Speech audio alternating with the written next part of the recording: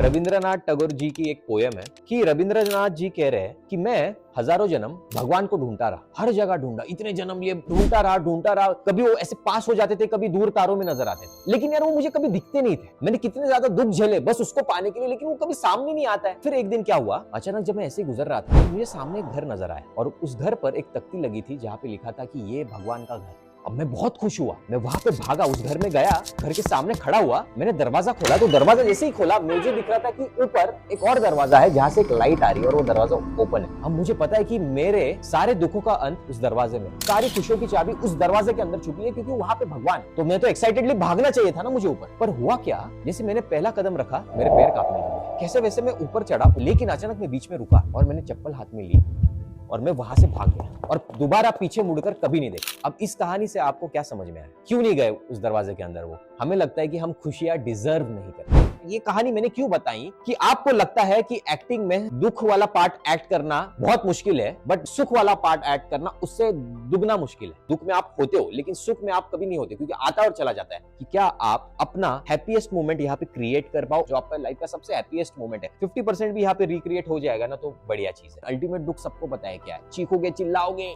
क्या पता नहीं क्या करोगे, लेकिन हैप्पीनेस में क्या करोगे। तो इस एक्सरसाइज से वो चीज होगी आप